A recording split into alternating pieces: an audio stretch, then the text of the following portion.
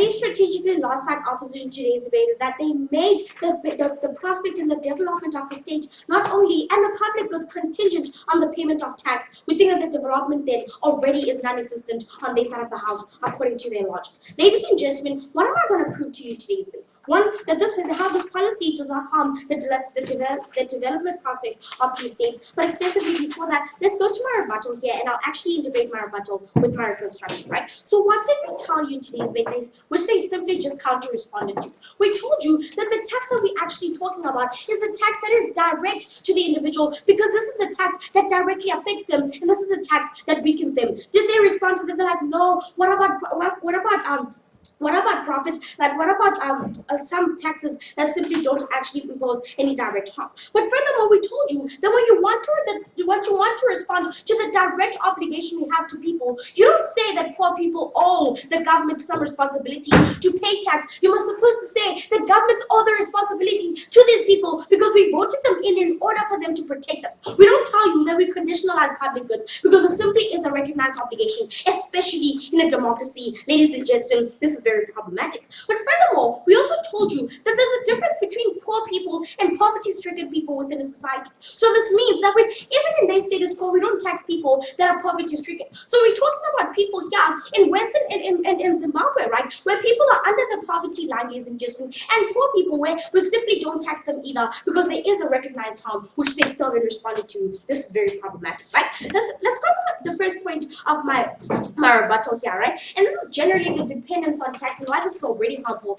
under their context, right? So what I'm talking about here, we tell you that with a state that has a very low GDP, you can't be dependent on tax, especially if majority of your community and majority of your society is already a community of poor people, when you have a rarity of individuals that are actually rich within that community. So what are we talking about? We're talking about Zimbabwe being dependent on their tax because they simply have other resources that actually provide more revenue, like they trade, ladies and gentlemen, and like their presence of tobacco. We think that this is more substantive, however, and I'll further deal with this within my matter, that the dependence on their trade is more substantial because there's better investment, especially when your community is failing to do so. We tell you that in their status quo, ladies and gentlemen, when we allow poor people to pay these taxes, we force governments like Zimbabwe to issue out more cash notes because they simply don't know what to do with the economy. Ladies and gentlemen, this is further problematic. And when they deal with the social contract issue, right, this is very insulting to a poor community. Why do we think so, right? You don't tell us that societies have a direct obligation because they provide public goods. Excuse me, the reason these people actually are provided these goods is because there isn't supposed to be a condition. Because what's ideally important when democracies actually have a poor community, they have a direct obligation to better their lives because there simply is no opportunity for them to better themselves, ladies and gentlemen. We think that this is very important. But furthermore, we tell you that we think that when you want to prove that these people are actually disenfranchised, we must first look at why is this tax important to the specific group of people? Because you can't prove to us that they have a direct obligation and the harm is only on governments without proving the inherent harm to the people that are actually paying tax according to your side. Ladies and gentlemen, this is very important, right? So with that in mind then, let's go to my issues here and I'll actually integrate the responses of their matter within my speech. So the first thing I actually look at here is the incentive government actually, we incentivize governments to find better alternatives of revenue. So why is this very important, right? So this is considering the nature of the states that we're actually talking about. So we're talking about, yes, developed states that still have a poor community. We're talking about very poor states that have a large community that is actually poor. And we're also talking about second world states, ladies and gentlemen, that also have a poor community. So we tell you that this incentivizes, especially governments within Western liberal democracies, to create better job opportunity. Because we can't say that we have a government that is supposed to actually benefit these people and conditionalize these public goods, ladies and gentlemen, when there simply isn't any inherency of those public goods in the first place. But we also tell you, with richer individuals, right, we don't simply exclude them, especially with these public goods. These people choose not to because they have a better opportunity to do so. However, with the state that these poor communities are actually in, they simply don't have a choice to choose from these public goods because we're constantly taxing them and giving them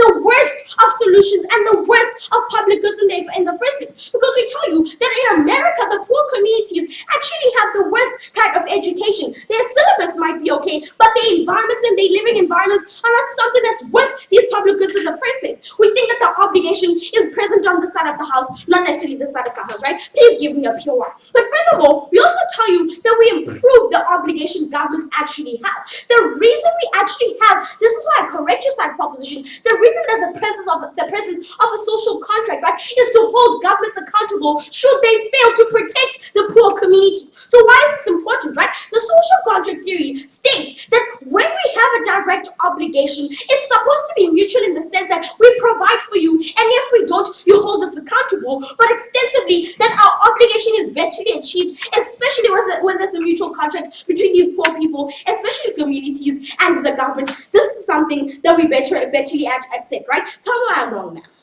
Wouldn't you agree that we should, rather than putting this money in their pockets, but improve our facilities and the environment for these poor people that you're so concerned about? How are we gonna do that, right? We think that side proposition lives in the side opposition rather lives in this fantasy world where we have so much money because of these taxes, when they don't recognize that the inherency of these taxes is that it constantly further pushes the poor community into a tight corner because they don't have a choice as to how can they better their lives. Not only do they have poor paying jobs, ladies and gentlemen, they simply have poor public goods that already don't benefit them. Ladies and gentlemen, side opposition is bad for the poor community. But essentially, we also tell you that substantively then, we actually let more multinational companies enter within these economies. So what are we talking about here? We're talking about the proper investment that has actually improved the GDPs of so many countries. We're talking about countries like South Africa, right? We're talking about how Zimbabwe is actually surviving from actually being taken over by other states, right? We're talking about multinational companies that actually prove to be better for these states, especially because they see an investment that is actually inherent to these communities.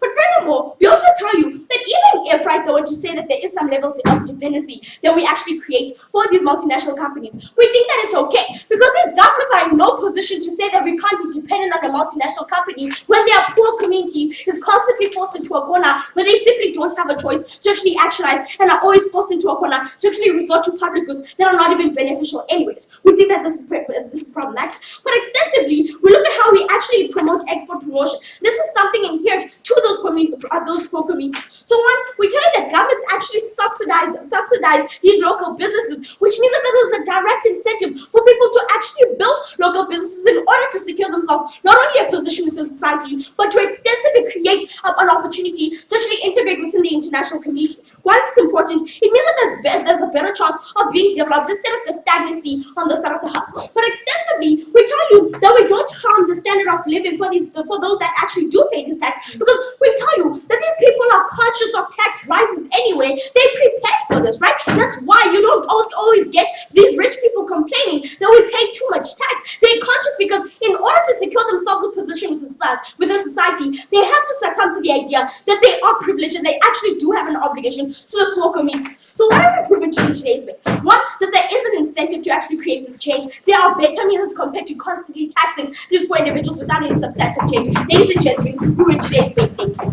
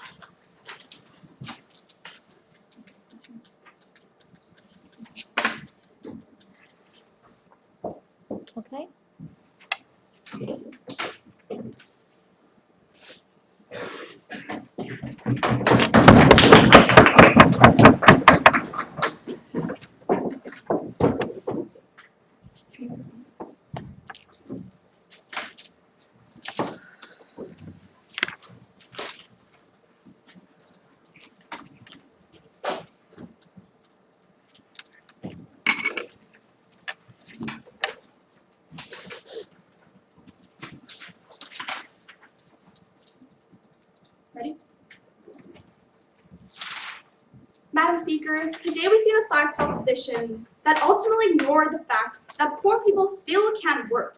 They can still earn their own living from a meager amount and rise to a high position eventually for success. It's because inside opposition today, we still recognize that when you have an equal opportunity as everyone else in your society, you should not waste it, that we're still so proud to be opposing this motion.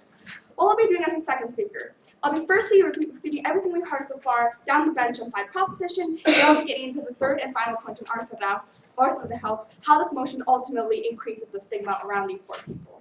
Now let's go into some reputation. I'll be getting into everything that we've heard so far from side proposition. Okay. I think that firstly, the first speaker talked to you about this first idea of how these people have like government obligation. They told you how this is the right thing to do because our government is responsible to everyone, and we should be like because we have voted for these people. We have three main responses to this.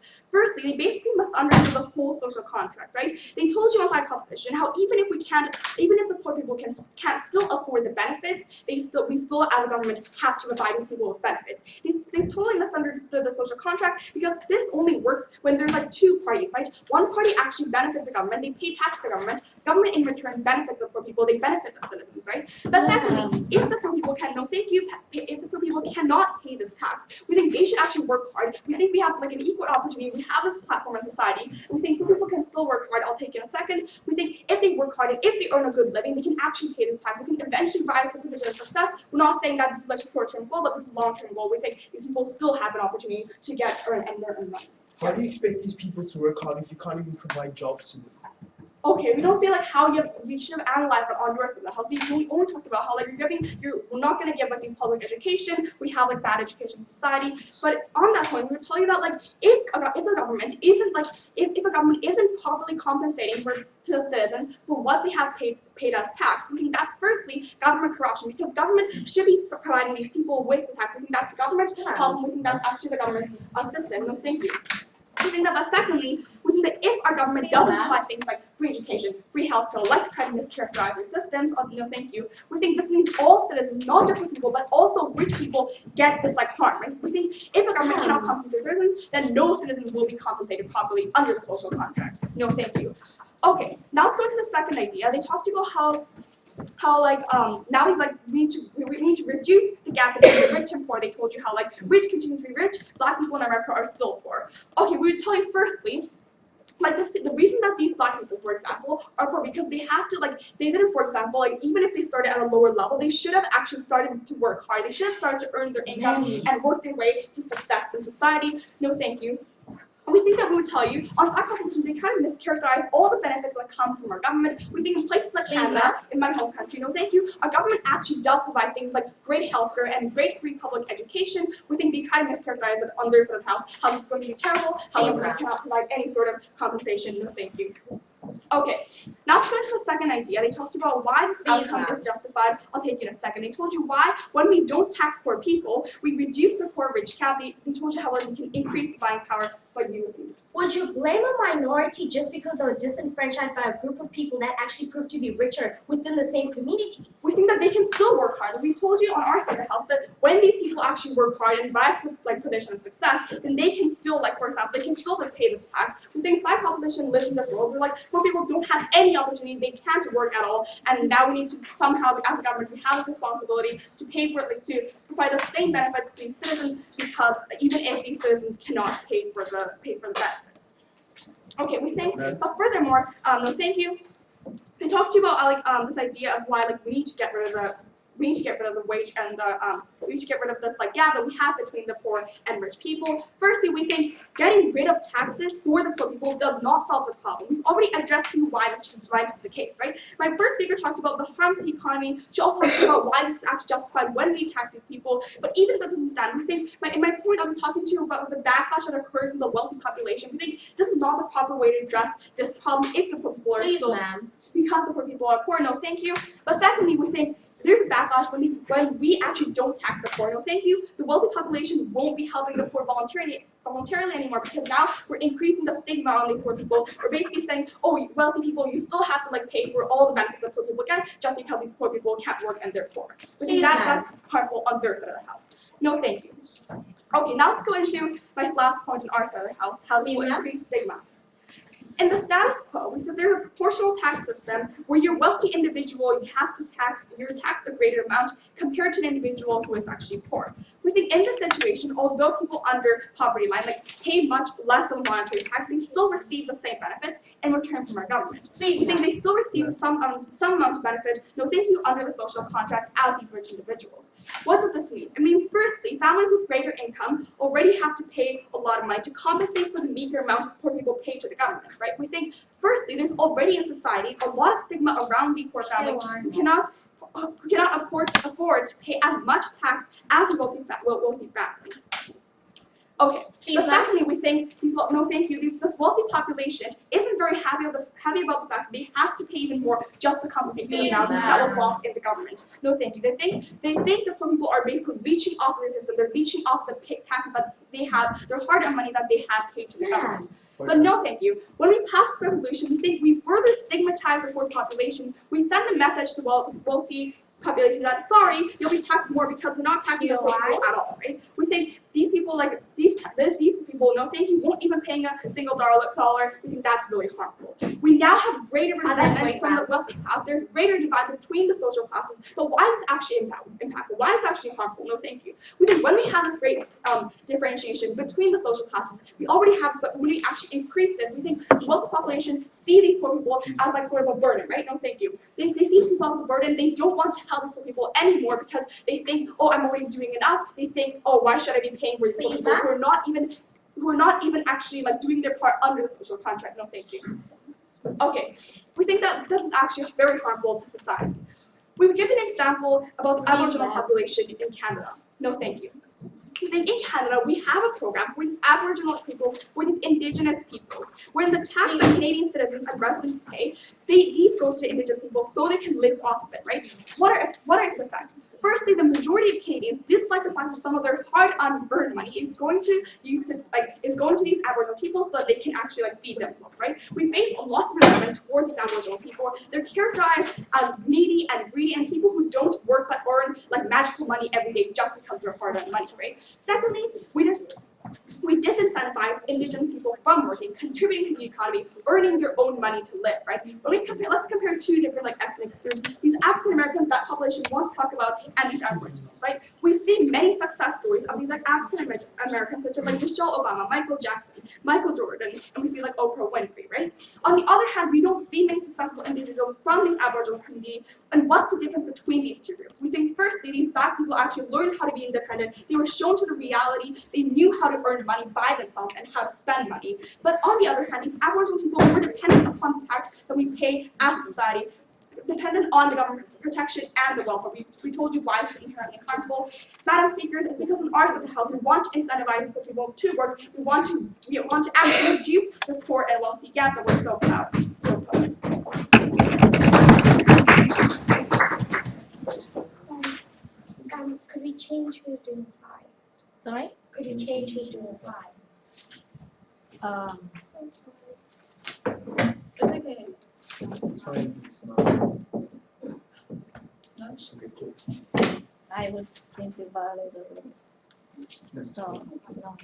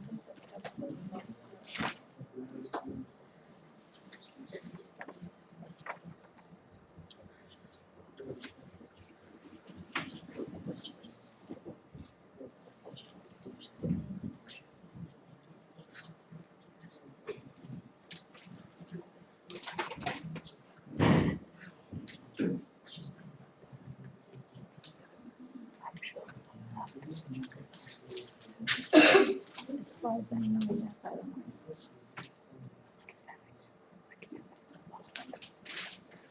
In the words, no. No, they should have.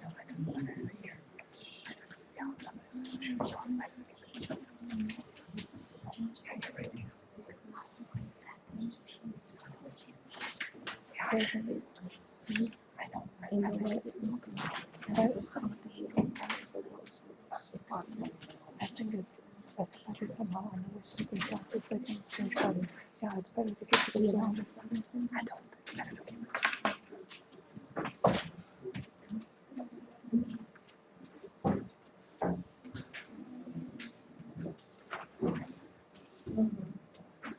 Okay.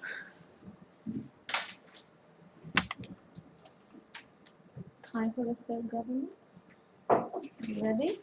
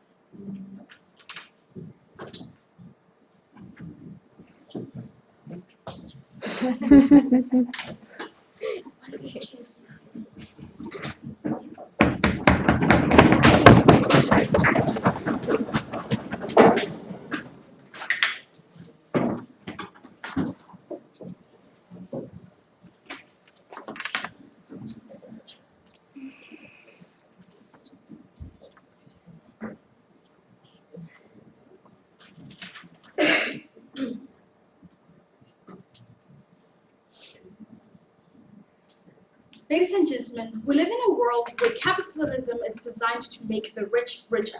We think that that becomes specifically problematic when government's fiscal policies don't protect the vulnerable. That is exactly why we want the poor not to pay tax. There isn't any delicate balance like this side of the house wants us to believe. But before I get into the actual questions I'm going to use to analyze this debate, there are so many issues of strategy that I quickly need to brush off. The first thing is that don't let them tell you that the poor only pay 5%. Like they tell you, we use a progressive system of pay as you earn. This means that we set a standard amount of that everyone's supposed to pay, regardless of the amount that they are supposed to pay. The poor don't pay a relatively lower amount. The second thing is that if they say that it's because of corruption that the poor don't get any benefits from the taxes that they pay, means that they concede to the fact that government has been stealing from these individuals and that is inherently a problem. The third thing that we tell you is that if they tell us that there are other taxes that we need to look at, we tell that that's not necessarily our obligation aside proposition. We tell you that the taxes that we're looking at are taxes that directly affect the poor. Other taxes, such as taxes on products, are taxes that don't come because of the amount that you earn, but are taxes that come due to things like tariffs. We think that these are things that apply to absolutely everyone. We need to do with income. But even if that meant that these taxes do directly affect them, we still include them. We say that we don't want the poor to pay these taxes regardless. The last thing that I'm then going to tell you about is this idea that they bring up about programs and how we should focus more on that.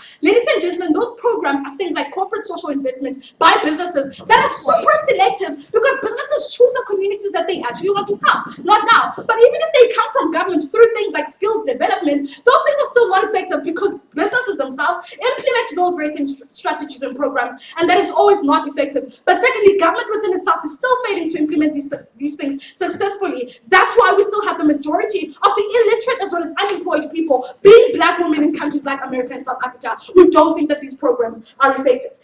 But moreover, I'm then going to tell you that they lose this debate strategically because they decided to base all of the examples on Canada. We don't live in a world where every single system is just like Canada. We think that there are bigger problems that exist outside the world. But moreover, they completely haven't addressed Kuna's matter, which has specifically told you that government is not dependent on just taxes. We don't harm government revenue when we take away this. Now that I've clarified all of that, I'll use two questions to analyze this debate. The first question is there a principled justification to not make the poor pay tax? And they are so analysis under this is that of social contract. That in order for you to get services from government or any goods, you need to pay for them. The first thing that we taught that this is a complete lie, because that's why government has an obligation to people who are poverty stricken. They have absolutely no means to fend for themselves. That doesn't mean that government doesn't cater to them, because they don't have the inherent ability to do that themselves. But therefore, government is therefore the one who can only cater to them, and thus making government the one who has a responsibility to those individuals. The second thing that we tell you is that the responsibility, like my team has constantly told you, is not conditionalized upon the amount of money that you give, especially when we look at things like public goods and services, because like they conceded, these are things that are not exclusive of other individuals in society. Things like art, things like education, healthcare, national defense are things that you should have regardless of your position in the social hierarchy. So because you pay more tax or lesser tax doesn't change the fact that you're going to consume the exact same amount, or rather is entitled to the exact same amount. The third thing that we're then going to tell you is that one, government is already failing in the status quo that they are standing for to actually provide qualitative public goods and services, even when those poor people pay taxes. Why do we say this? You go to countries like America, like South Africa, like Zimbabwe, the very same quality of public education as well as public healthcare is so bad. The nurses themselves are even paid less, like they actually told us, well, like they actually tried to defend, which means there isn't even an incentive for public servants themselves to actually work hard. We thought that this is an inherent problem in status quo, but not now. But now, what do we then extensively tell you here, right? So basically what we conclude here is that in order for you to enjoy public services doesn't mean that you actually have to pay for them. You're entitled to them because they're an obligation that government has to society. We don't think that we conditionalize on payment. But now, what do we actually do in our model, especially in response to the contract social idea, is that we better promote equity. Because if it means that I pay more taxes to government in order to fulfill this very same social contract, if it means that paying more, even if the very same public goods and services are not even in proper condition, harms me as an individual, already that very same social contract itself does not stand, because it does more to harm society, especially the poor individuals, than to benefit them. So what we actually do in contrast is that we better equity. We make the rich people continue to pay taxes and the poor not to. This means that they have more money to themselves to better their standard of living, which I'll further prove in my second question. And what this then does is that we place them at an equal level, and even if it's not equal, we still don't further disadvantage them more. But when we actually do this means that we better promote equity in this instance and not make everyone pay taxes just for us to create an equal society. What do we then conclude here? That the social contract does not stand if it actually does more to harm the poor, and therefore this then nicely brings me to my second question. I'll take it in a moment. My second question here is, do we benefit as well as empower the poor? I'll take this. Okay, if we let the poor people keep their meager taxes, why is it suddenly going to make people literate? You have to prove to that. The idea here, guys, is that, oh my god. Okay, so first of all, I'm actually going to deal with this. I'm going to integrate this with the very same analysis that they gave us on how black people can do better to empower themselves. But let me then quickly deal firstly in terms of whether or not we empower those people with this idea of how people are going to be incentivized more to keep their jobs. This is false analysis. And the reason behind this is that if I am going to be taxed a lot of money that decreases my buying power when I look at my net salary at the end of the day, it means that I don't have an incentive to keep the job. Because the idea here is that the very same amount of money that I'm going to get after my taxes have been deducted is not even going to be enough for me to actually improve my standard of living. There isn't an incentive for these people to keep their jobs. But now the second thing that I'm going to look at is this idea where they tell us that black people can actually do more to empower themselves. What they don't understand is that discrimination against minorities, especially black people, is institutionalized and systematic. This means that the American government puts black people in prisons to keep them from their bastions of opportunity. This means that we have bad public services that don't even give these people qualitative education to make it equivalent to the people who go to private schools. This means that, ladies and gentlemen, we place them in less resourced communities where they don't even have any opportunities to get out of those conditions. Black people are not going to better themselves in this instance. We think that not everyone is going to be an Oprah Winfrey. Not everyone is going to be a Big Sean from Detroit. The second thing, therefore, that they tell us is this idea of the social system, right? And here we tell you that if the social system is still pay as you earn, it still means that the very same poor people are going to be paid a relatively high amount because we don't decrease the amount that they pay just because they are poor. But then, ladies and gentlemen, the last thing that I'm then going to look at here is how do we then comparatively better the conditions of these poor individuals under our model? So the first thing that we tell you is that we make them less dependent on government, because if they are taxed taxed more, it means that they have to depend more on government to provide to them. But the problem with this is that government doesn't, and that's why we actually want to make these people inherently dependent. So this means that I can keep my salary to still buy food for myself, especially on top of the expenses that these people have, like rent. This means that they better cater to themselves without us having to take away from the little that they already have. The second thing is that we improve their buying power. They have a better capacity to buy things that are essential to their survival, things like food, things like paying for electricity as well as water bills. The last thing is that we also don't take away the revenue that those very same countries have. We told you in Kuna's speech that they still haven't addressed that government can still even continue to ensure that those very same people have better education and improve the development prospects of the country. How? We told you about things like export promotion, where government has a better means of empowering these people by subsidizing their little businesses so that they grow and become inherently dependent and grow their own businesses. We told you about alternative things like alternative things like government bonds that government can actually use as a source of revenue to receive some sort of money. Ladies and gentlemen, we don't have to develop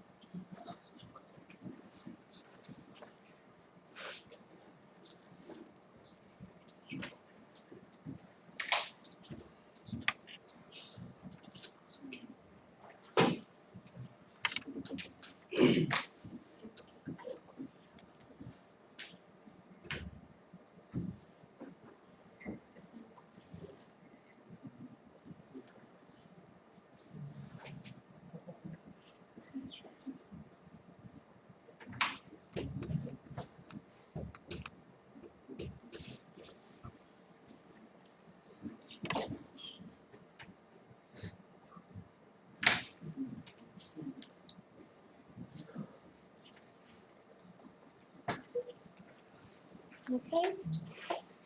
Time for the third opposition and the last instructive speech.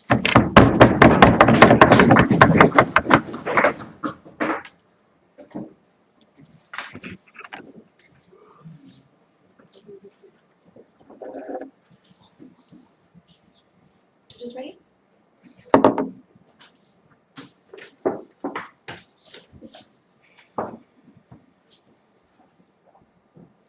Madam Speaker, throughout this debate, side proposition was afraid to fully engage with the fact the poor already receive tons of benefits in the status quo while paying the same amount of taxes as the rich. They were afraid to engage with the fact that when we actually implement this motion, we further stigmatize the poor as weak, and we think that's disgusting, and we're very proud to oppose. With that in mind, let's boil this debate down into four main themes. Firstly, the social contract. Secondly, the poor. Thirdly, the rich. And finally, the economy. Without further ado, let's go in and talk about the social contract. On our side of the house, from the first speech, we told you that right now, everyone in society has the obligation to pay these taxes because they all gain the public services like education, health, and all these kinds of benefits, right? Like national defense. We think that on our side of the house, all these people have the same obligation to pay this amount of tax because they receive the same amount of benefits. But furthermore, even if you don't buy that, we would tell you that that right now in the status quo, the poor actually receive even more benefits while paying the same amount of taxes. Yeah. No, thank you. And then the only response we really heard from proposition side of the house was this one idea about how we steal from the poor right now, right? We think that we have multiple responses to this. Firstly, we have told you that we think that right now we've already provided more for the poor when they pay the same amount as the rich, like things like public housing, like things like welfare, things like progressive taxing. We think that they already pay less than the rich. Secondly, we will tell you that the proposition never proved to us why they don't have the basic obligation to pay these taxes same as the rich when they receive more benefits. No, thank you. And we think that the question still lingers. Why does Prop think that the poor still deserves even more benefits while they're already receiving these? We think that on this basis, we've won on this theme about the social contract. We think we follow the contract the most. Secondly, let's talk about the poor. On their side of the house, they constantly brought to us this idea about how right now the poor are being oppressed and they live in neighborhoods that are have bad facilities and education. Well, the problem is that side proposition takes away more of that money that goes into those facilities and improving the neighborhoods, right? They take away that money and they put it into the hands of the actual people, right? We will tell you that when we do this, a lot of the times poor people don't exactly know how to sustain themselves. Well, there are amount of poor people who actually do things like drugs or alcohol that makes them into poor, right? No, thank you. We'll tell you inside opposition that we can improve the environment and the facilities of the poor when we actually use this money in these. And when we use this money in that way, right? Secondly, we have told you on our side of the house that we can find better ways to actually improve the neighborhoods of these of the poor, right? Then when we brought this up in a POI, what side proposition backed away and said, no, we don't have the money to do this, right? We don't have the money to improve their facilities. You know, we've told you on our side of the house, like you're only taking away more money when you allow them not to pay any more taxes. No, thank you. Secondly, we will tell you that it would be responsible for us if we don't use surveillance on this amount of money that we put into their pocket, right? We think in this situation we should actually put it in the hands of the government to improve these facilities and not the hands of the poor. Thirdly, we would tell you on our side of the house that when we actually put these benefits right in front of their face, when we put this money right in front of them, we actually give them a less incentive to go out and work, a less incentive to go out and get a job because they already have everything they need, right? Ultimately, we will tell you on our side of the house that when we actually give the poor a little boost, a little push, so that they actually want to get a job, I'll take you in a second, we actually improve society the most, we take the scene. If you guys listen to my speech, I told you that alternative measures are more substantive because there's no dependency on the amount of money that you consider to is not that effective because there's a dependency on the higher social hierarchy. Tell me why my analysis is wrong. You've told us that, but you never actually gave us an alternative, right? You just told us that there's other alternatives, and also we would tell you that when we actually take this money away from the economy, where are we going to get the money to do these alternatives anyways, right? Okay. Thirdly, let's move into this idea about the rich. We told you on our side of the house constantly about how there's a stigma upon the poor, and how when we actually implement this resolution and the poor take more away from the rich and they're leeching off of the side of the economy, we actually stigmatize them as being weak, and we think that actually harms them because now the rich feels like they have no more responsibility to actually go and help the poor, right? We think in the status quo, many times, the rich right now is incentivized to go and help the poor because they feel like they need help, right? The thing in this situation where you take more away from the rich, now they have no incentive to go and help the poor. We think that's extremely harmful, and we don't want that to happen. Lastly, let's get into the final theme about the economy. what their side house has told you is that right now, when they implement this resolution, they can incentivize the government to find other ways, to use the money to find other ways to help the poor, right? Well, we've told you on our side of the house that not actually happen on their side of the house. When they actually take more money away from the economy, we don't know where they're going to get the money from to do these experiments. No, thank you. And then they brought up this idea in their first speech about how they reduce the wage gap, right? They reduce the wage gap between the rich and the poor. Well, we tell you on our side of the house that we don't see that happening, right? The wage gap still exists on their side of the house, except for the fact that they just stop paying taxes. They don't actually get a better job or find a better job that pays them more wages, right? We don't see how they're actually decreasing the wage gap on their side of the house. We don't see that happening.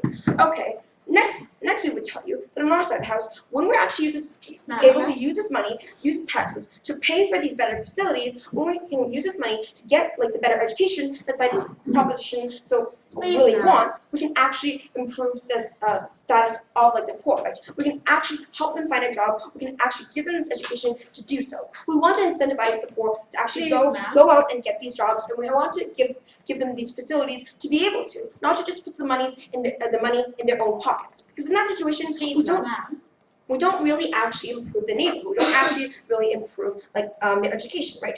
Madam Speaker, we think on our side of the house, ultimately, we've won on this theme, right? We think that we keep the economy running, and we're able to provide the poor with the best facilities possible. Madam Speaker, what have we seen out through this week? We've seen two worlds. One world, side proposition, that gives no incentive for the poor to actually go out and find a job because you give them all the benefits. And also a side side proposition, a side where poor do not actually receive what they need the most, which is the facilities and the education, right? And also we see side opposition, where we actually are able to provide this incentive for the poor to go out and find a job, and we're able to provide the poor with the education and these facilities. Madam Speaker, don't cast your ballot on the wrong side. We're extremely proud to oppose.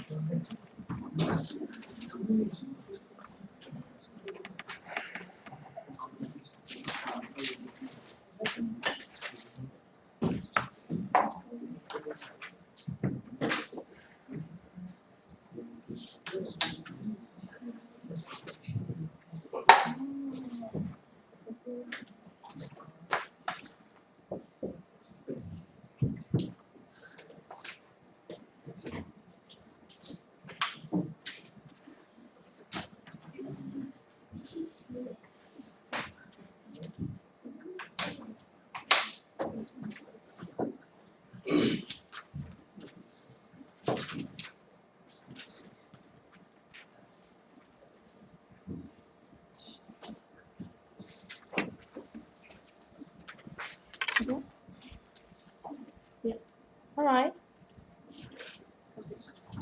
The reply speech from the opposition.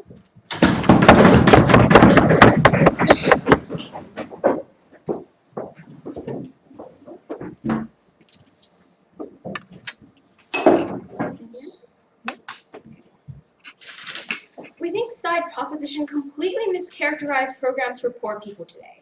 We think in our society, poor people actually received a lot of benefits such as job training, such as education, something that decreases on their side of the house. But as your final speaker closing the case for side opposition, I'll be doing one thing for you today. I'll be summarizing the debate into three main questions. The first, which side is justified? The second, which side increases the gap of the rich and poor? And the third, which side harms the poor people? Okay, let's go into this first question of which side is justified.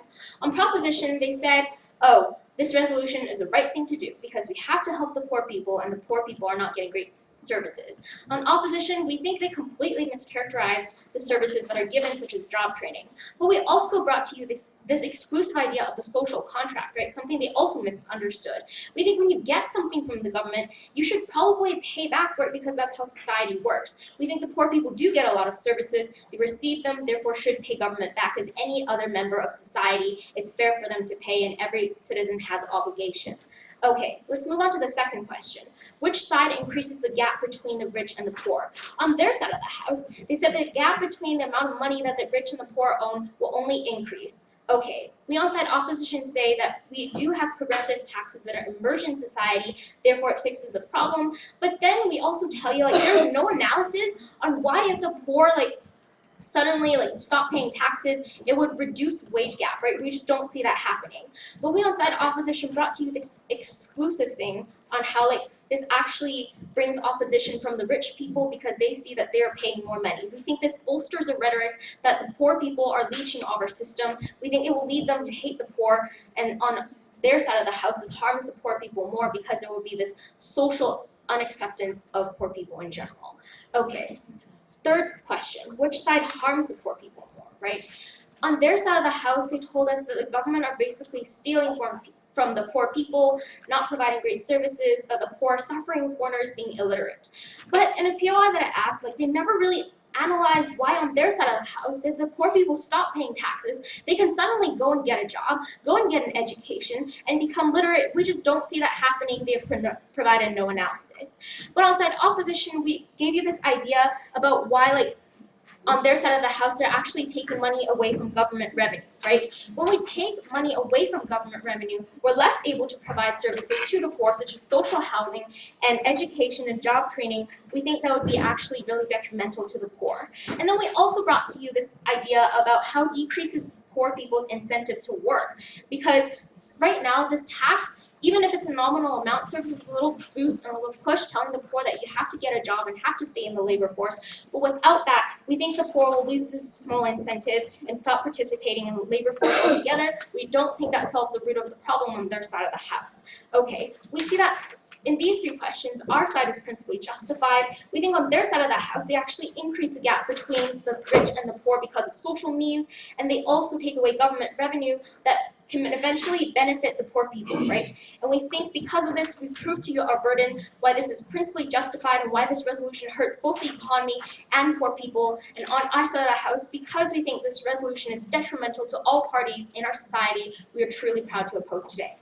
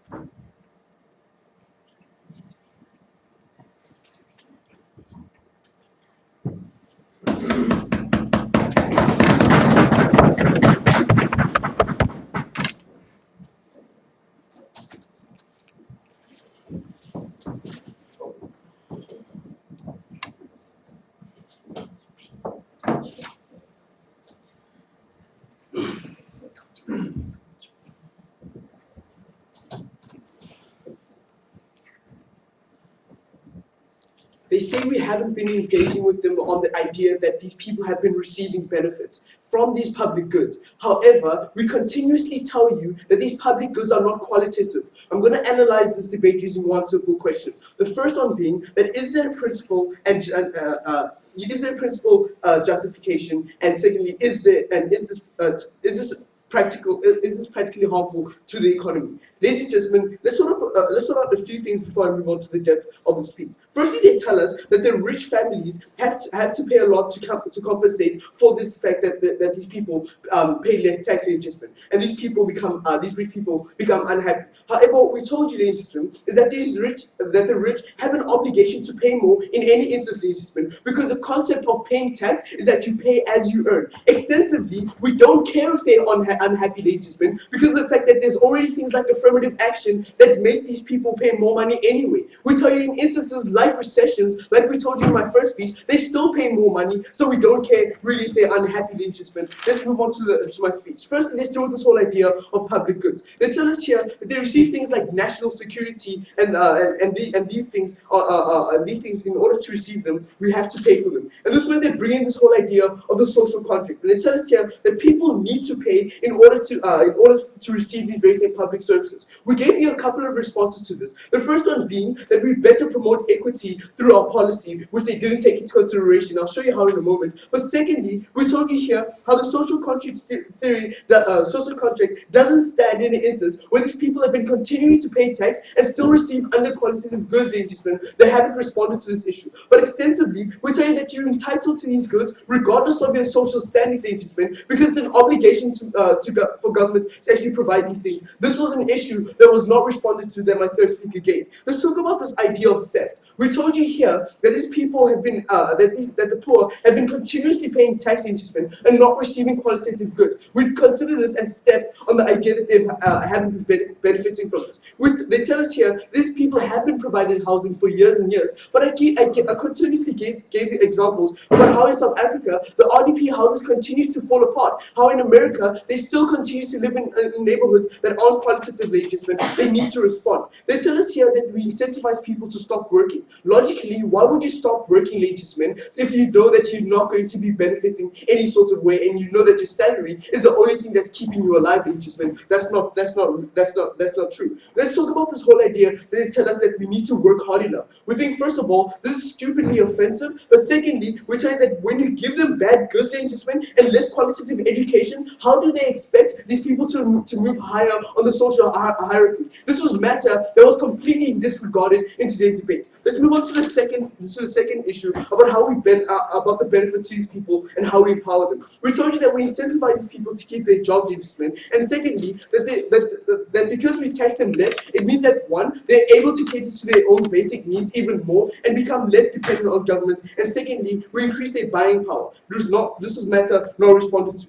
But let's talk about this whole idea of how we bridge the gap between the rich and the poor. Firstly, we told you how we do this by allowing these people to by the fact that we don't tax them on the basis of their income, which means that the income that these people earn, allows them to cater to themselves some more. But how does this then bridge the gap? We told you here that it lessens the problem of things like illiteracy, because government has its own alternatives. And this is when my second speaker's matter was completely not considered. We told you we incentivize government to find alternatives in three ways. One, to create more jobs. Secondly, we let multinational companies come into the country. And thirdly, because of the idea that we have export promotion, and this is why specifically we don't harm the economy in today's debate as proposition. Because we don't harm the economy, because we benefit these people rather than taking away money that they need to survive. And thirdly, because they continue to have under-qualitative goods, and because government has been stealing from them, we say proposition in today's debate.